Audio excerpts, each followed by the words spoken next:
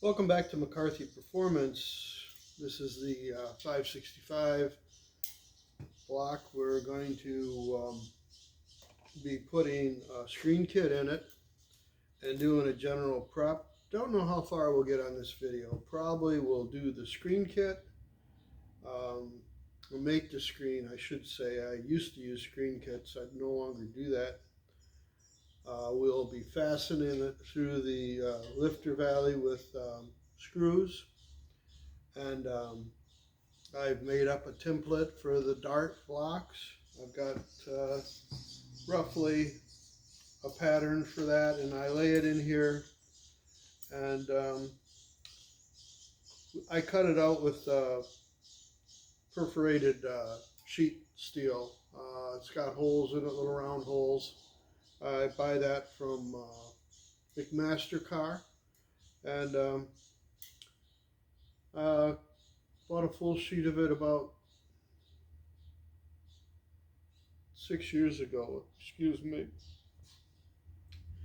Lasts quite a long time. I could cut them any size how I want them. So that's kind of the way I go with these. I don't particularly care to glue them in because I've seen engines that I've rebuilt in the past where I've glued them in.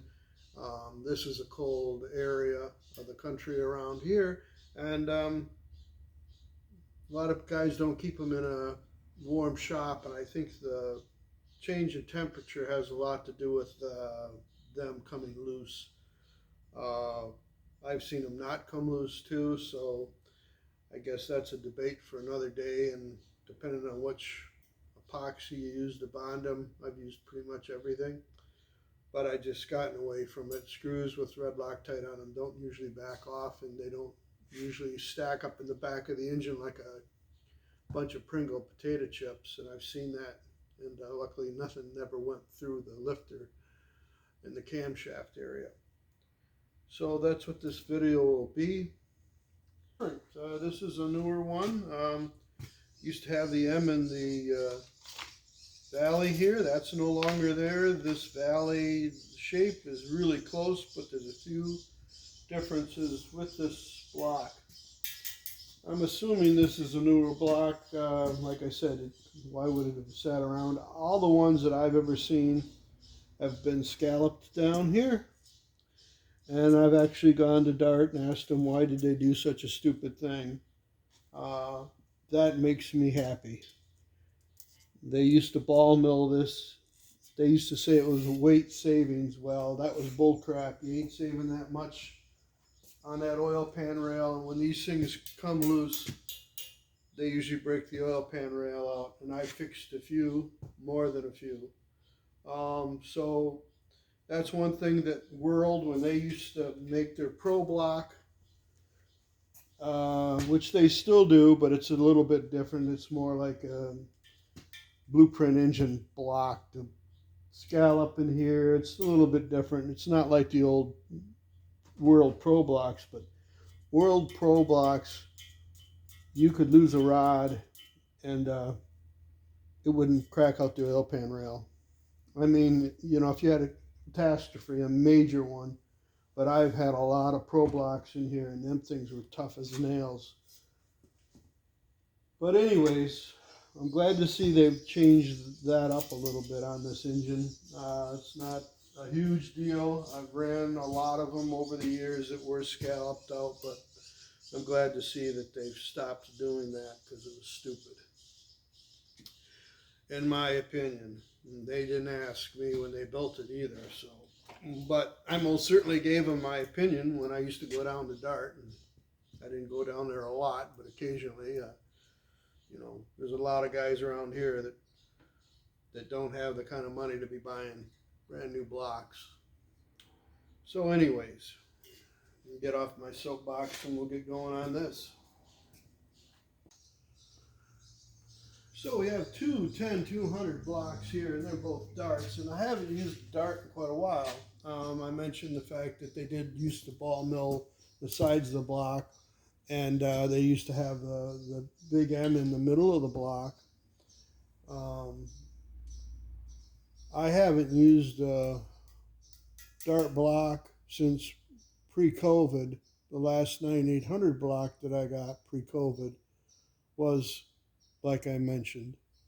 It looks like maybe they've done some tooling a little different.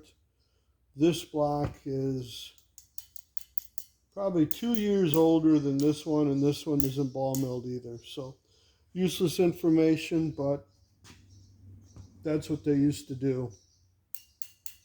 That's a brand new block. That's available as a short block 632 or parts as you could machine it yourself. So we got the screen all laid out.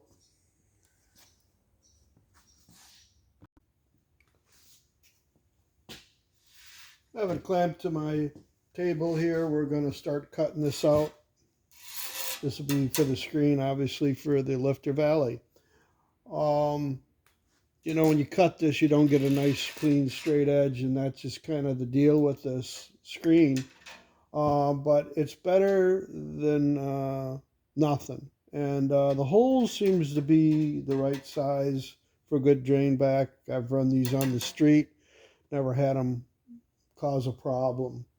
We're obviously looking to catch anything that comes off the top of the head, valve spring, tail, valve train components. Now, I've made these where they were a whole lot more sophisticated, you know, they were a lot better appearing, but we want to do this and not spend a whole day doing it. And something in this area is needed for a race engine, and that's what this is. I used to put the block up in the mill, and I used to mill a nice square area in here and then drop this in, and it would overlap, and then drill it and tap it. But unless you have a CNC machine or you want to spend that kind of time, which I have done in the past, but you know, honestly, it works just the same.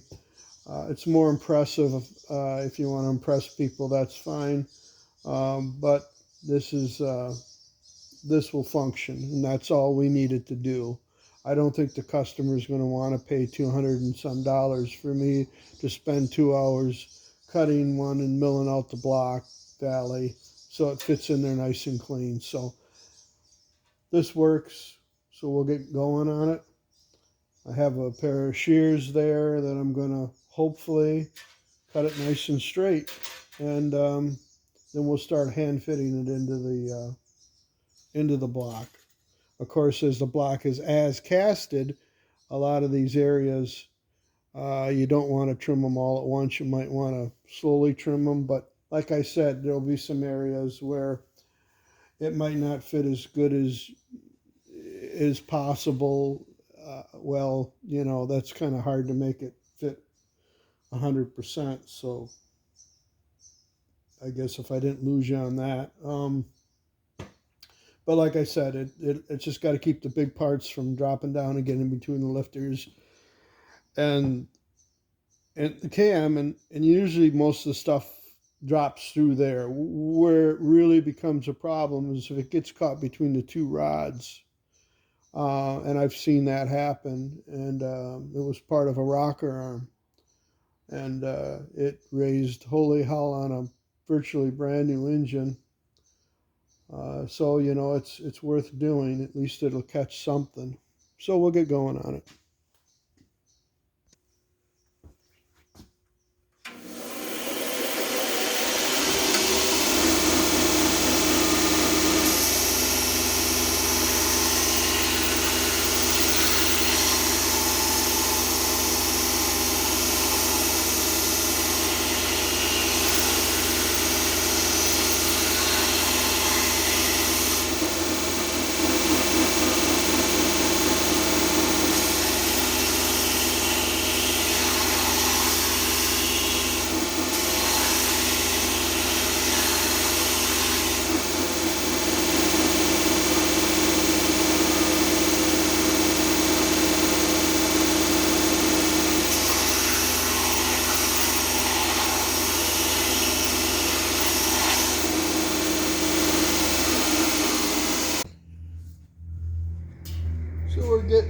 fitted, usually how I do it is I'll mark it with a marker, and I'll always cut the least amount off of it, and I just kind of walk it back and forth with my fingers to make sure to check, see where it's binding, and it's binding right there. So we know we're going to have to take some material off of that, so we're just going to take the minimum off of there. That's about 40 thousandths, probably 35, 40. So it's still saying it's rubbing, so we're going to, I've got it marked with a marker. You can see maybe that. And so we'll take a little snip off of that. Word of caution working with this stuff, make sure you're wearing safety glasses. You probably should be wearing gloves. It is sharp, and when it comes off of that screen, sometimes it comes off of, well, expanded metal screen, whatever you want to call it. It comes off pretty fast, and I'm flying little chips all over the place, so you don't want any of them chips landing in your eyes, I'll tell you that for sure, because it's no fun going to the eye doctor. So, and then what I'll do is I've got a punch tool, and I'll punch holes in the screen where I want to put, where I'm going to drill it and fasten it down, and that'll be the next thing to do on this tray, screen tray, whatever you want to call it. I'll get it fairly close. It's almost to the point where I can push it down and touch the block. I'm going to screw it down, and then I'm going to tap lightly around the edges. And what that's going to do is it's going to bend the screen a little bit around the edges, and that'll assure that I got a tight fit. If I cut it too small, anything's going to fall through there. So it's going to be kind of bent up on the side of the lifter housing castings right there. So I've got to take a little bit more off here where it's marked green. So we'll trim that off. Like I said, I'll get it close to fitting up flush to the bottom of the block casting, and then I'll tap it down. But I'll put my screws in here, and what that'll do is that'll help it center it so it's not moving around a lot. And I'll fasten it down, and that pressure will hold it down and kind of taco it, if you will. And then I'll tap it down for the rest of the way to get it to fit. Once I get it to that point, I will hit all the edges, try to trim some of them back, these little points. I'll try to knock some of that back.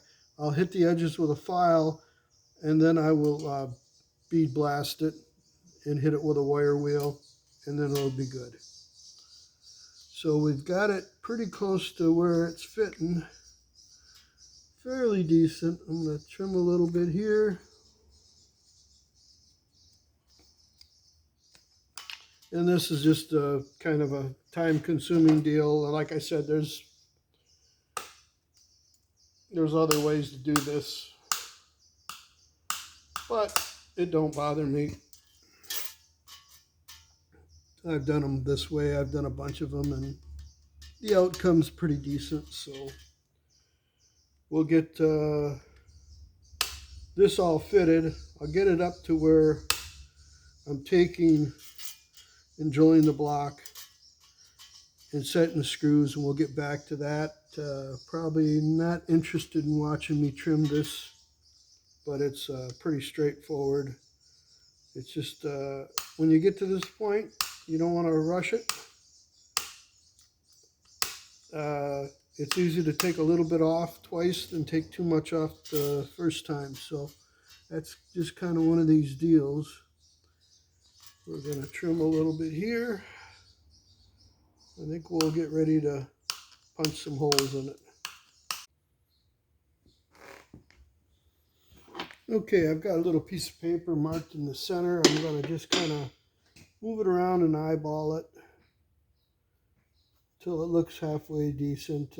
Obviously, if we did this on the mill, it would be a lot more accurate, but you know, if somebody's going to pick apart a screen because the screw's off 30 thousandths, you know, they probably need to get slapped in the face or in the head or wherever you want to hit them.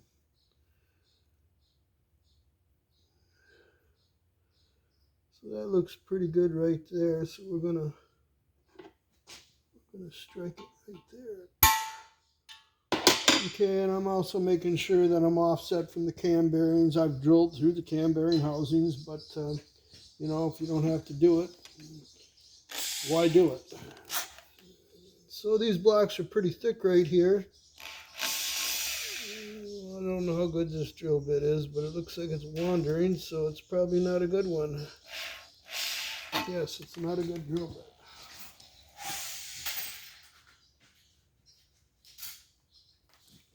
So we'll start out with a small one.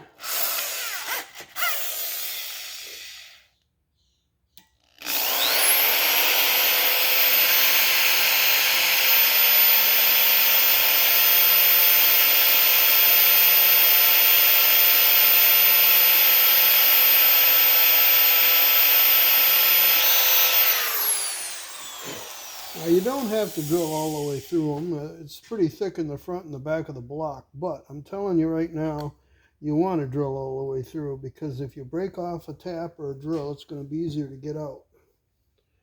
So we're going to drill this one. I've already got it marked and it looks pretty good.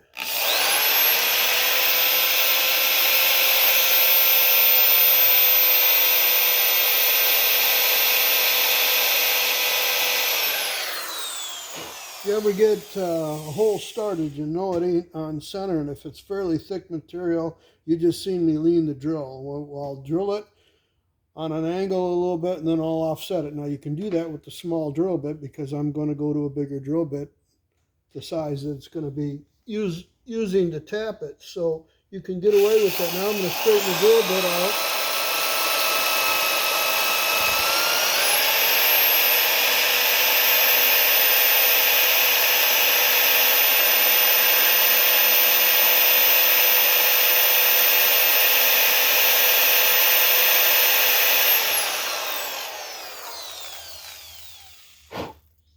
Now they're about it's probably 3/8 of an inch thick back here. So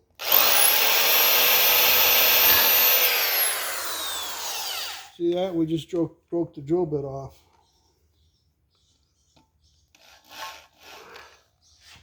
So that happens, and it ain't a very good deal, but it is what it is. So what we'll do is we'll drill it out with the next size up, and we'll blow it out.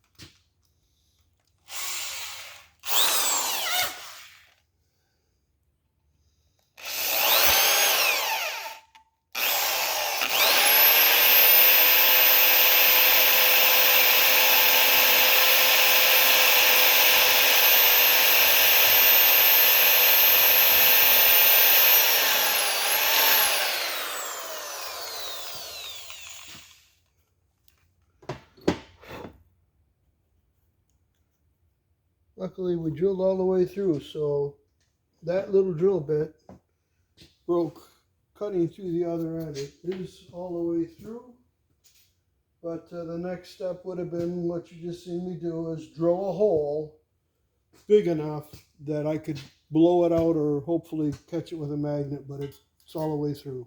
So we got lucky. It must have broke when it just hit the other surface. So that's why I drill them all the way through. You can see we won't bother editing that out, although we could, but we're not gonna, because shit happens.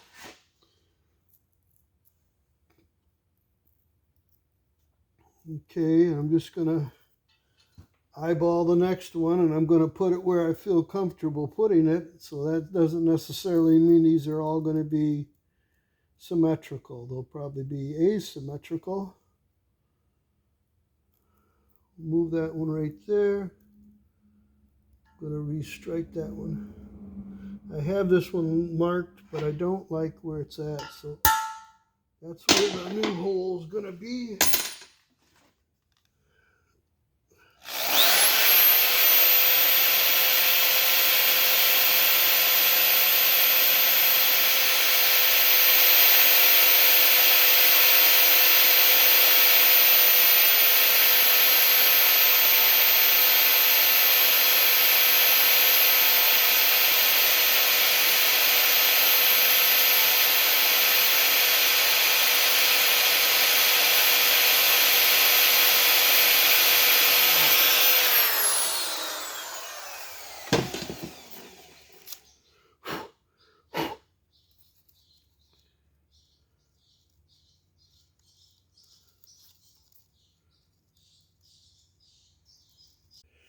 So I've got the holes drilled and I moved them around and using a 1/4 inch. And the only reason why I'm using a 1/4 inch, quite honestly, is because I remembered I have a whole box of these button heads, stainless steel button heads, and they'll look nice in there. And they're a little overkill for the job, but they'll work just fine. And we'll chamfer the holes and we'll tap them for it.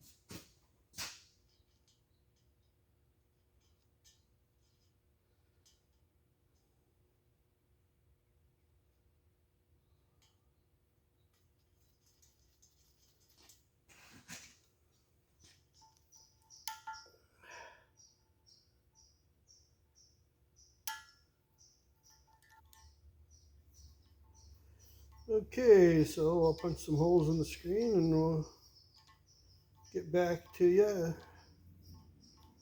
don't think you want to watch me do all this. We've got a couple more to do, 2 more to do, and we'll punch the holes in the screen.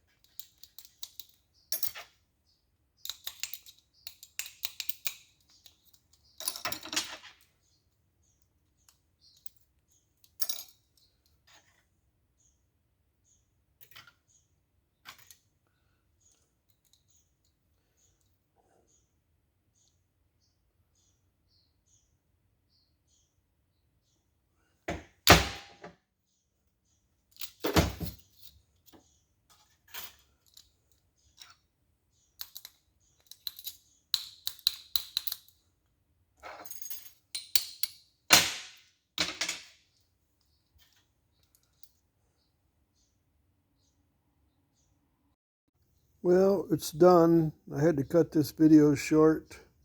Thanks for watching.